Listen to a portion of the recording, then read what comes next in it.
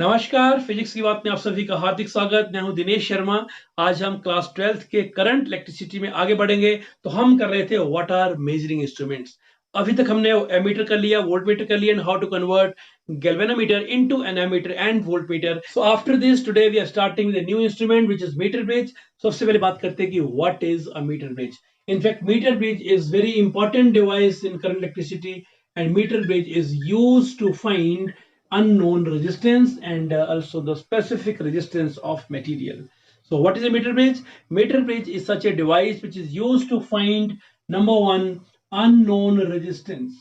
That means if you're having some unknown resistance, that unknown resistance can be accurately found with the help of meter bridge.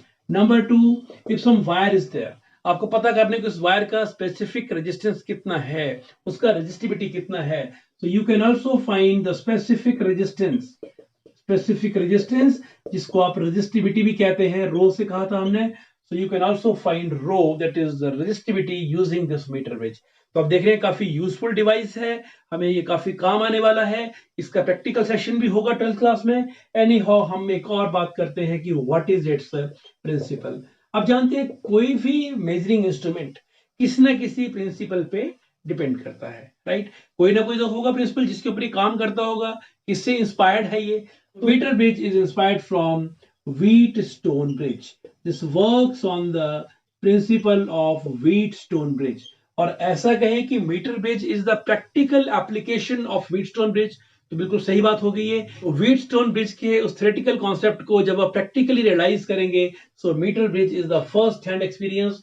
So meter bridge is a direct application of Wheatstone bridge, right?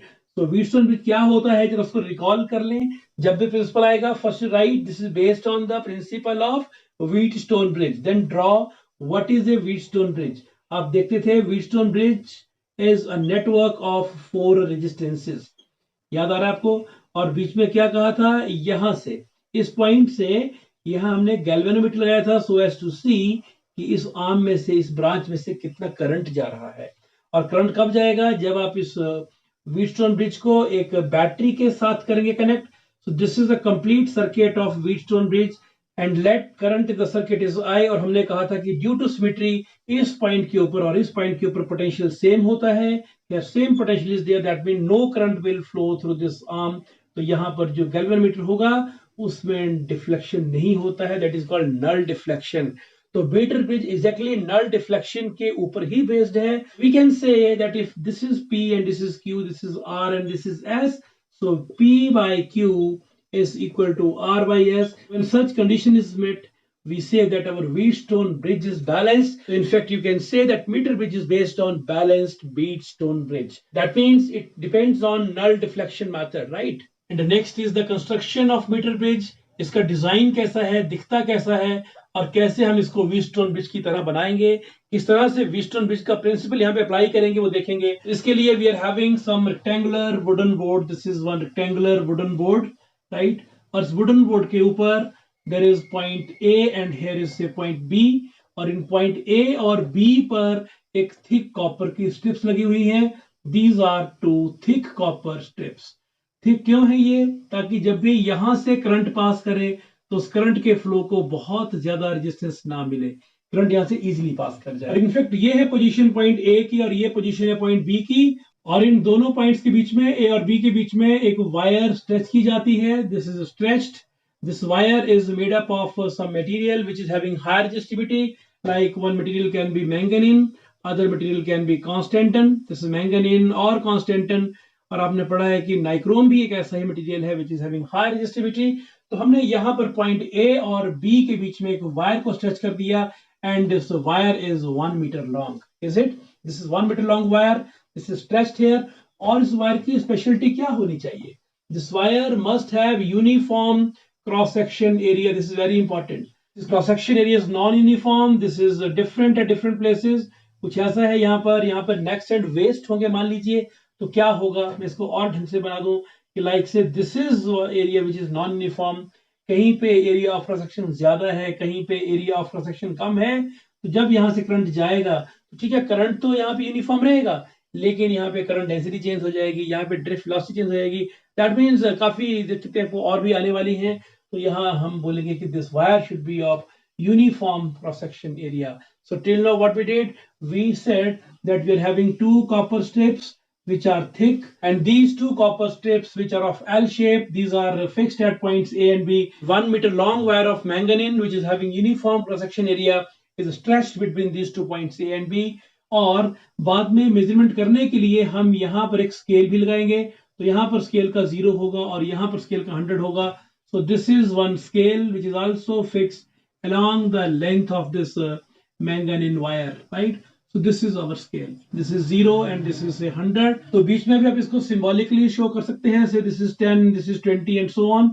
और इस wooden board में इस gap में हमने एक और strip लगा दी है, which is thick copper strip, and यहाँ से भी करंट का फ्लो काफी इजी होगा. हमने इसको यहाँ पे लगा दिया, राइट.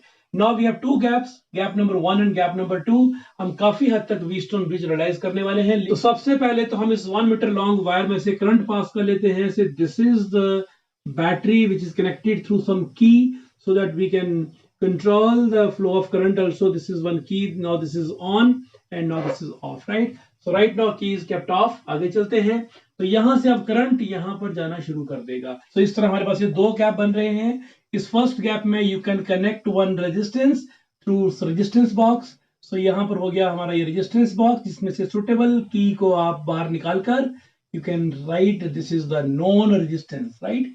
और इस गैप में we can connect the unknown resistance. So this is the unknown resistance जो भी हमारे पास होगी, जो वायर, राइट, जिसका आपको नाइक्रोम की वायर है या कोई और वायर है जिसका आपको रेजिस्टेंस निकालना है, रजिस्टिविटी भी निकालना है इस मटेरियल का. सो this is called S. This is unknown resistance. अब यहाँ पर सेंटर से, इस स्ट्रिप के सेंटर से हमारे पास एक और असेंबली आएगी. सो सेंटर वाली ब्रांच में हम अटैच करेंगे एक गैल्वेनोमीटर. उसकी सेफ्टी के लिए आप यहाँ पर एक रेजिस्टेंस बॉक्स दे सकते हैं. सो this is resistance box. So this resistance box is for the safety of this galvanometer. और इस सर्किट में आगे लगा देंगे हम एक jockey. What is a jockey? Jockey is just like one metallic strip, एक पेन जैसा है, जो फ्रंट पार्ट है वो टेपर्ड होता है, and we can slide this jockey gently over this wire, right? तो हमें ऐसा करता हूँ कि इसको मैं यहाँ शो कर दूं. So this is the position of our jockey. इसको J लिख दूं right now. अभी हमारा जॉकी यहाँ पर है, and this jockey can be slided over this wire. Right, ये कहीं भी जा सकता है. और स्लाइड कैसे करना है, इसको बड़े प्यार से जेंटली करना है स्लाइड. क्यों? यदि आप इसको दबा के करेंगे, वायर कहीं से मोटी कहीं से पतली हो जाएगी. That mean jockey should be moved very gently. Okay, अब हमारा ये मीटर ब्रिज काम करने के लिए बिल्कुल तैयार है. देखते हैं कि व्हीटस्टोन ब्रिज के साथ कंपैरिजन कैसे होगा. तो व्हाट वाज व्हीटस्टोन ब्रिज, उसको एक बार रीड्रॉ करते हैं. One wire which is having some resistance, another wire, this is third resistance, and this is fourth resistance. तो एक तो बात लगी है कि व्हीटस्टोन ब्रिज में 4 रेजिस्टेंस होते थे, यहाँ तो 2 ही दिख रहे हैं अभी, एक यहाँ, बाकी 2 कहां से आएंगे देखते हैं. और दूसरी बात, यहाँ पर हमने एक बैटरी को लगा दिया था, right. So this is the battery, और यहाँ पर एक की लगा देते हैं बिल्कुल ऐसे ही. This is the key and this is the battery which is providing the potential difference of V volt across this circuit. और इन पॉइंट्स के कुछ नाम देते हैं. जो बैटरी से पॉइंट जा रहा है, से this point is A and another point, this point is B.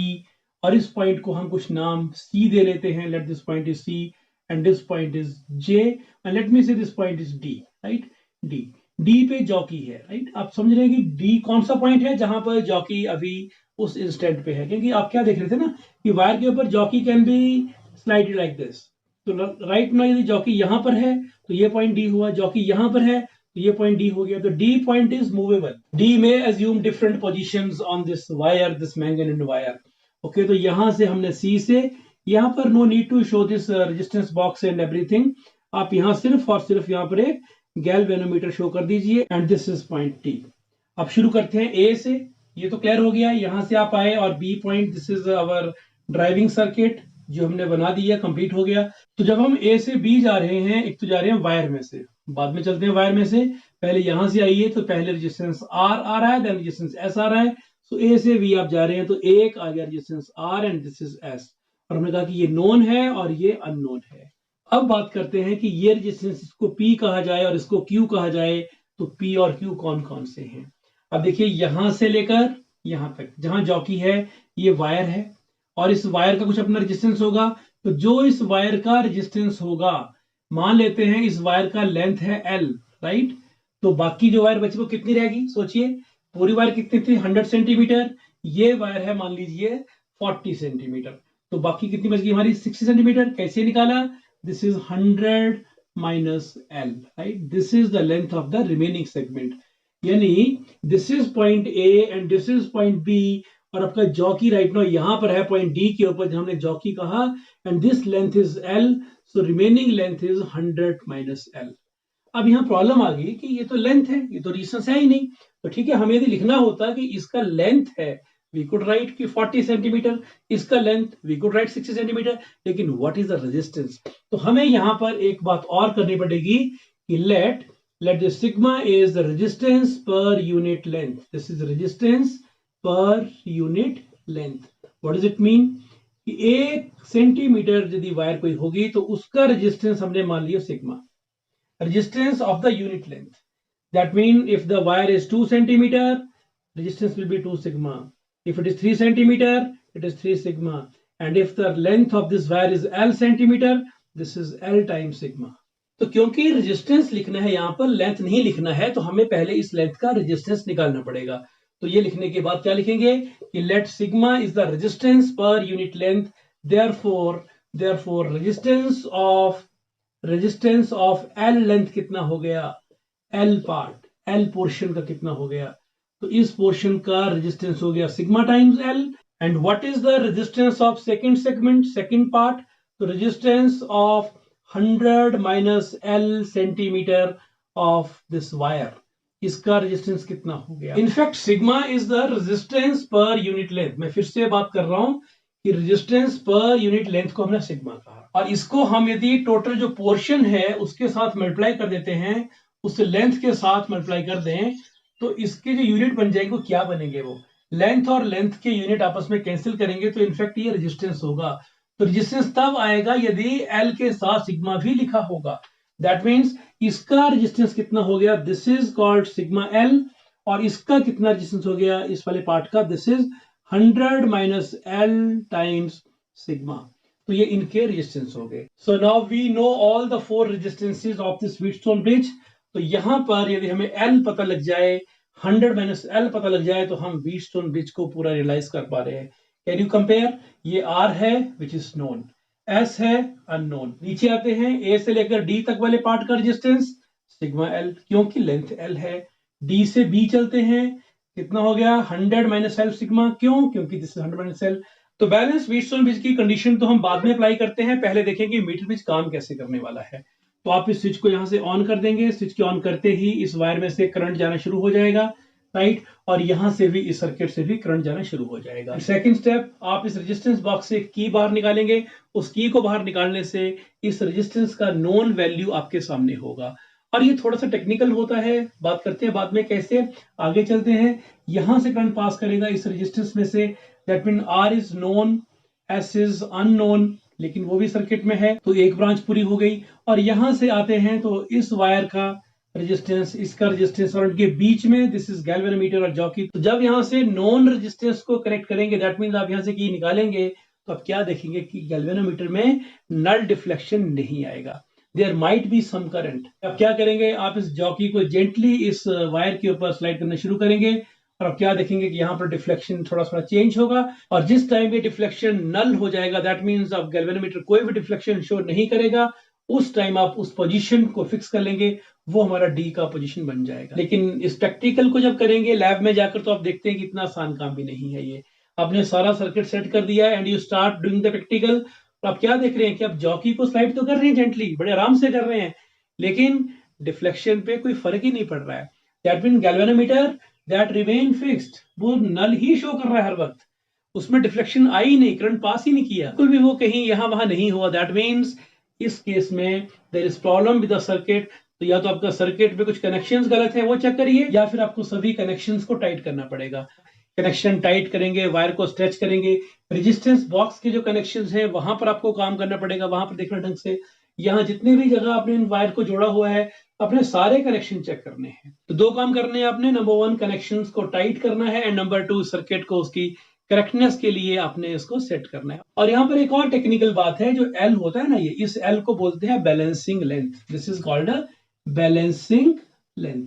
यानी ऐसा लेंथ जिसके ऊपर हमारा galvanometer is showing the null deflection, यानी हमारा जो व्हीटस्टोन ब्रिज है वो बैलेंस हो गया इस लेंथ के ऊपर आकर, तो ये एल है वो, और बाकी जो बचा वो खुद ही 100 माइनस एल हो जाएगा। तो एल को हम कह रहे हैं बैलेंसिंग लेंथ, राइट।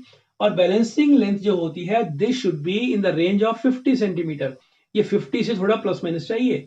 यानी आपको यदि बिल्कुल सही रीडिंग लेनी है, सही कैलकुलेशंस करनी है, एरर्स को मिनिमाइज करना है, तो हमारी क्या कोशिश रहेगी कि जो बैलेंसिंग लेंथ है this should be between 40 to 60। ये वैल्यू भी ऑब्वियसली फिर कंपेरेबल ही होगा। हमने व्हीटस्टोन ब्रिज में बात भी कही थी ये कि these resistances should be comparable. तो कंपेरेबल रेजिस्टेंसेस तब आएंगी जब इनकी लेंथ भी कंपेरेबल होंगी। ऐसा ना हो कि यहाँ पर इट इज 5 सेंटीमीटर, यहाँ पे 95 सेंटीमीटर, तो फिर आपको कुछ दिक्कत आ सकती है। Anyhow, now you know how to set the circuit, how to work with this.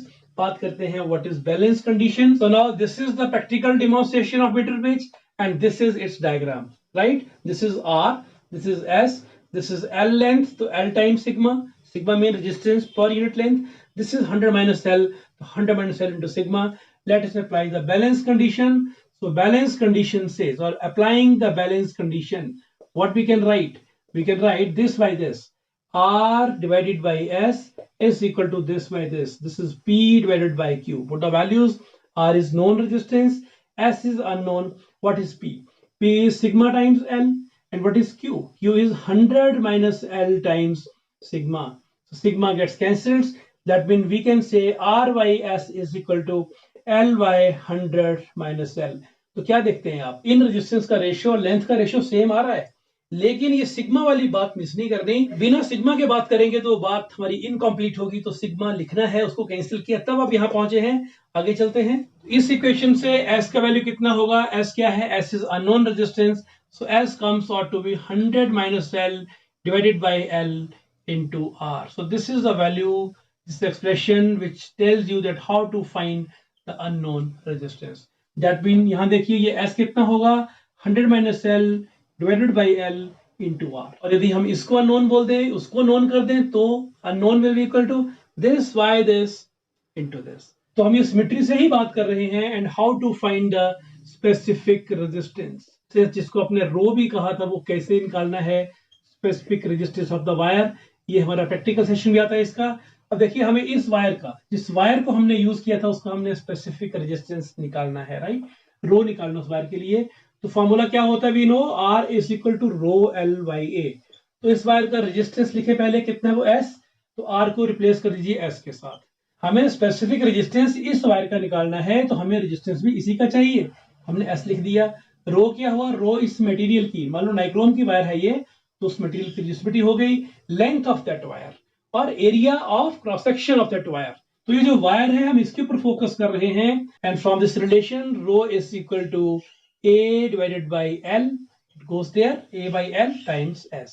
So that means if a resistance is known, you just multiply by A by L. इस डिस्कशन में हमने S का value तो निकाल लिया है, we know what is value of S, लेकिन अभी हमें A का और L का वैल्यू पता नहीं है, तो हमें ये निकालने पड़ेंगे। तो हमें यहाँ पे क्या करना है कि जिस वायर का रेजिस्टेंस और रेजिस्टिविटी निकालनी है, उस वायर का लंबा सा पीस लेते हैं, हम थोड़ा लंबा पीस लेंगे। उसका रीजन क्या है कि हम एरर को मिनिमाइज करेंगे इस तरह से। तो लंबा पीस लेके पहले उसका लेंथ निकाल लेंगे। तो length of that wire should be measured accurately. Length को मेजर करने के बाद अब हमें इसका एरिया ऑफ क्रॉस सेक्शन निकालना है। So to find the area of cross section, हम उस वायर का स्क्रू गॉस की हेल्प से रेडियस निकालेंगे। You know how to use screw gauge. उसका जब रेडियस निकल जाएगा, उस रेडियस से फिर हम निकालेंगे area of cross section pi r square करके, राइट। और फिर उस वायर को हम एक स्पाइरल की शेप में बेंड करेंगे, और स्पाइरल शेप में बेंड करने के बाद यहाँ पर कनेक्ट कर देंगे, राइट। तो पहले वायर लेनी है, उस वायर का लेंथ मेजर करना है, then you are to find cross section area using screw gauge, इसको स्पाइरल शेप में बेंड करके यहाँ पर कनेक्ट कर देंगे। लेकिन स्क्रू गॉस तो हमें देता है डायमीटर ऑफ द वायर, उसका हाफ करेंगे तो रेडियस आया था। तो let us write this equation in terms of radius and diameter. तो रो कितना हो गया? Area, let us write pi r square. This is area of cross section S and this is L, and in terms of diameter, so this is pi. What is R? D by 2, half of diameter, diameter square divided by 4. This is D by 2 whole square. This is S and this is L. So pi D square S divided by 4L. So these are three equations, three relations, how to find the specific resistance of the material of the wire which is given to you, and you also found the unknown resistance. So after this अब एक बहुत ही important discussion करेंगे what do you mean by end corrections in meter bridge. अभी जो value हमने relation से निकाली वो वैल्यू हमारी इनफैक्ट बहुत बार एक्चुअल वैल्यू से काफी डिफरेंट होती है. उसका कारण क्या है? उसका मेजर कारण है एंड करेक्शंस. हम यदि एंड करेक्शंस को अप्लाई नहीं करेंगे तो हमारी वैल्यू कभी भी सही नहीं आ सकती. तो मीटर ब्रिज में एंड करेक्शंस को अप्लाई करना बहुत ही जरूरी बात है. Now what is and correction? तो देखिए ध्यान से कि ये थी हमारी पहली मेटालिक स्ट्रिप, राइट, और ये थी हमारी इधर दूसरी मेटालिक स्ट्रिप, राइट. और इन मेटालिक स्ट्रिप के बीच में हमने वायर को रखा हुआ था. ये वायर थी और इस वायर को हमने स्केल से देखा, दिस इज 0, दिस इज 100. ये भी तो कंडक्टिंग पार्ट है ना, और ये भी कंडक्टिंग पार्ट है. तो हमने लेंथ तो मेजर किया सिर्फ कहां से लेकर, यहां से यहां तक, ए से लेकर बी तक. तो हमने इनको इग्नोर कर दिया. तो इनको भी यदि कंसीडर करेंगे तो ये लेंथ मान लीजिए ए है, तो ये लेंथ बी है, तो ये लेंथ भी बीच में ऐड होनी चाहिए. यानी मानिए नल पॉइंट आपको यहां मिल रहा है डी पॉइंट के ऊपर, ये लेंथ एल है and this length is 100 minus L. तो ये लेंथ इनफैक्ट एल नहीं है, ये लेंथ एल प्लस ए है.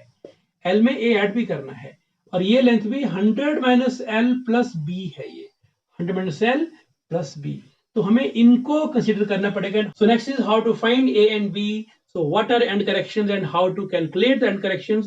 So what are end corrections? End corrections are these additional lengths which are under the metallic strips and which are not measured by the scale, that is which is not between A and B, and these end correction must be added to both the segments, that is L and 100 minus L, so as to minimize the error. So next is how to calculate, how to find end corrections. तो end corrections को find करने का simple सा तरीका है, कोई बहुत technical तरीका नहीं है इसका. आपने क्या करना है, इन the first gap will connect one resistance R1, resistance R1 है, नोन है, और सेकंड गैप में भी आप एक नोन रेजिस्टेंस ही लगा दीजिए, राइट. This is R2. यानी यहाँ पर अननोन की जगह यहाँ पर भी आप एक नोन रेजिस्टेंस को करेंगे connect for finding the value of and corrections. और जब इस सेटअप में आप जॉकी को स्लाइड करेंगे तो कहीं ना कहीं तो बैलेंसिंग लेंथ मिलेगा आपको. And say that length is L, other length is 100 minus L. So what is first part now? Is it L? No, this is L plus A, क्योंकि यहाँ पर हमने ये A भी लेना है which is under the strips. L plus A आ गया. और उधर वाला लेंथ कितना था, लेंथ जो मेजर कर रहे हैं वो तो 100 minus L था, लेकिन प्लस साथ में ये वाला करेक्शन B कर देना है. This is the first equation.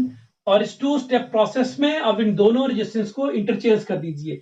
पहले आपने यहाँ लगाया था, फर्स्ट पार्ट में R1 था, एंड सेकेंड पार्ट में आपने R2 लगाया था. इधर की बात कर रहा हूं मैं. अब आप R2 यहां लाइए और R1 वहां ले जाइए. सो this is R2 now and this is R1. So what is the formula for Wheatstone bridge now? This is R2 divided by R1. तो क्या यहां पर L सेम रहेगा? जब आप रेजिस्टेंस को चेंज कर रहे हैं तो ऑब्वियसली अब नया लेंथ बनेगा, बैलेंसिंग लेंथ आपको कहीं और मिलेगी. ये L मान लो पहले 40 सेंटीमीटर था, अब मे बी ये 45 हो या 35, कुछ भी हो सकता है. ये this L will be different from the previous value. तो पिछले वाले को हम बैलेंसिंग लेंथ को L1 कह दें और इस वाले को L2 कहें. तो बोलिए अब क्या लिखा जाए यहाँ पर? फर्स्ट पार्ट में क्या हुआ, this is L2 and plus उसमें A ऐड करना पड़ेगा एंड डिवाइडेड बाय, उधर चलिए, this is 100 minus L2, this is remaining length, plus उसमें भी हमें B को ऐड करना पड़ेगा. And now we have to solve this two equation. This equation number 2, और solving we get A is equal to R2L1 minus R1L2 divided by R1 minus R2. And what is B? So B comes out to be R1L1 minus R2L2 divided by R1 minus R2 and whole this minus 100. Because this value will be more than 100. This was the complete theory of meter bridge. And after this, I am giving you an idea कि meter bridge के practice problems को आपने कैसे handle करना है. Now in this question, we are given with the meter bridge. इस meter bridge में जो resistance है ये वाला, ये known resistance है, ये unknown है. इसका value दिया है, आपको लिखा है यहाँ पे. Resistance in 2 ohms R is equal to 5 ohm. बिल्कुल पता आपको. And S unknown नहीं पता है. ये पता करना होगा obviously. आगे चलते हैं. क्या पता होना चाहिए? Balancing length. तो लगाए ना गैल्वेनोमीटर, और यहाँ जहां पर जॉकी आकर ठहरेगी इस लेंथ के ऊपर, इस वायर के ऊपर, that will be giving you length L1. So this is our L1 length, right.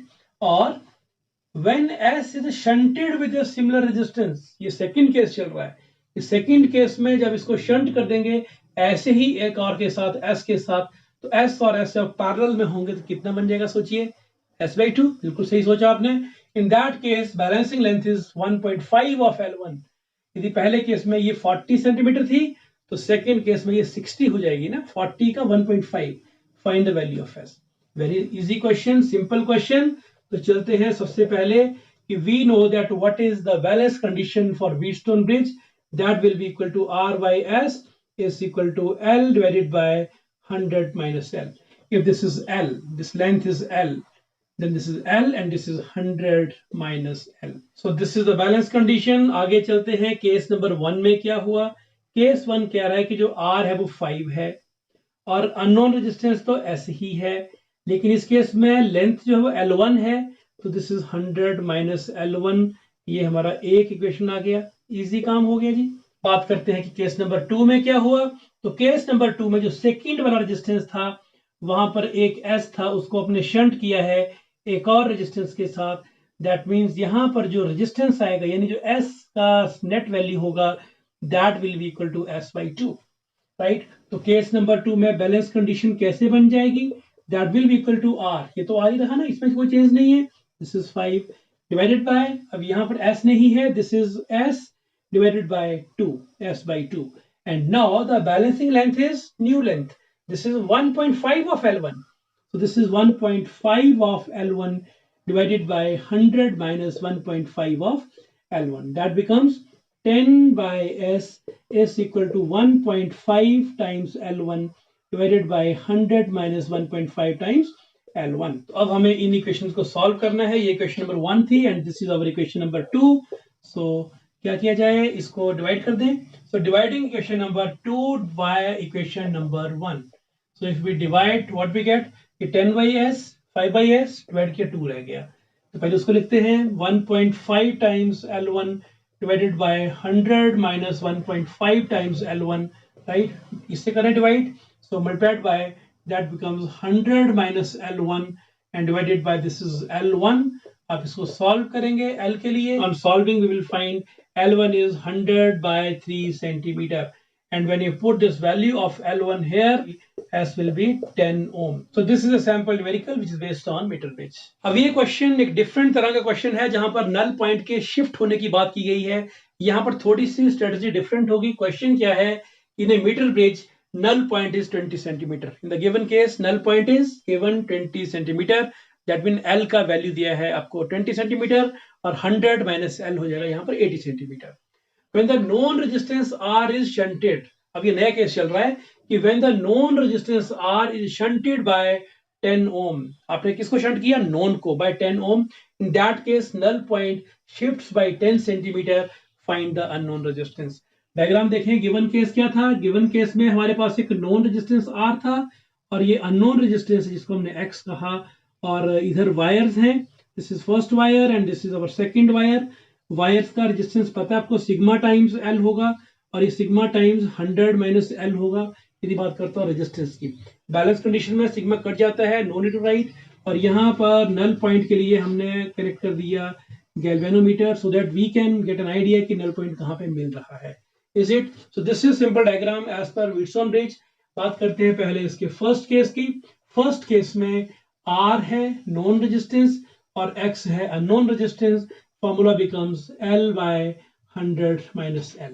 और यहाँ पर L का वैल्यू दिया आपको कितना, 20 centimetre. So we can say what is X, हमें तो अननोन निकालना है ना, कितना हुआ। X is equal to 100 minus L divided by L into R, and here L is equal to 20 centimeter. This is given in the first case, null point is 20 centimeter. So we can say that X is equal to 100 minus 20. This is 80 divided by 20 into R. So this is 4R. That means X is equal to 4R. Equation number 1. So let me write here the first equation. X is equal to 4R. This is our equation number 1. Now what happens in the second case? When the known resistance is shunted by 10 ohm. That means ये resistance कम हो रही है। यदि ये resistance कम होगी, यदि हम इसको 10 ओम से शंट करेंगे तो दिस इज 10 ओम, इसको शंट करेंगे तो ये वाला वैल्यू भी कम होगा। एग्री? यानी बैलेंसिंग लेंथ भी कम होगा, क्योंकि हमने क्या पढ़ा था, रेशियो तो इनका सेम रहता है ना, R by X is equal to this by this। यदि ये नेट वैल्यू इसकी कम हो जाएगी शंट करने के बाद, तो बैलेंसिंग लेंथ को भी कम होना है। और यदि हम यहाँ पे एक रेजिस्टेंस सीरीज में ऐड करते तो यहाँ रेजिस्टेंस बढ़ता, दैट मीन बैलेंसिंग लेंथ भी बढ़ जाता है। तो यहाँ पर हम कह सकते हैं कि let R dash is equal to new resistance here now in the first term. So what the balance condition will be, this is R dash divided by x, and what is r dash? You know it well, this is 10r divided by r plus 10. When two resistances are in parallel, then what is the equivalent resistance? 10 times r, and this is 10 plus r, right? So this by this will be equal to, now this changes, and by what amount does it change? क्या लिखा है? It shifts by 10 centimeter. तो यहाँ पर हमारा फैसला होना चाहिए कि शिफ्टिंग कहाँ को होगी, ये इंक्रीज और डिक्रीज। तो हमने कहा क्योंकि ये घटेगा तो आपको लिखना चाहिए यहाँ पर कि as the net resistance decreases, therefore balance length should also decrease. That means जो length अब ये L minus 10 रह जाएगा, और इधर भी it was 100 minus L, तो जहां L था वहां पे लिखिए L minus 10. That means very interesting, R dash by X is equal to, यहाँ तो ये L minus 10 ही रहा, लेकिन यहाँ पर 100 minus L and minus minus plus 10, this is 110 minus L. Is it clear? तो जब ये लेंथ डिक्रीज होगी तो यहाँ पर 110 आ रहा है, okay. And what is R dash देखते हैं बाद में, Y X is equal to, and what is L 20 centimetre, तो 20 minus 10 divided by 110 minus 20, that means r dash y x is equal to, this is a 10 divided by 90, so what is x? X is equal to 9 times r dash, x is equal to 9 times the new resistance. And let it be equation number 2, इनको solve करेंगे और यहां से पहले निकालेंगे value r का इस relation का यूज करके, एंड देन फाइनली हम x निकालेंगे। तो solving equation number 1 and equation number 2, right, what you can write, both are x, that means 4r is equal to 9 times r dash, this is 4r is equal to 9 times, what is r dash? R dash is 10r divided by 10 plus r, right, because इन दोनों को shunt किया था। तो ये हो गया हमारा 4r and multiplied by, this is 10 plus r, and this is 90r, so that becomes 4r square plus 40r is equal to 90r, and this is 4r square is equal to 50r, and r gets cancelled, so 4r is equal to 50, and r is equal to 50 by 4, and simply r is equal to 25 by 2, this is 12.5 ohm. And if we put this value of r in the first equation, then from equation number 1, what is x? X is 4 times r, and this is 4 times 12.5, that becomes 50 ohm. That means 12.5 ohm was the initial known resistance and 50 ohm is the unknown resistance. So this is all regarding meter bridge. I hope the concept is clear to you. Thank you very much. Take care.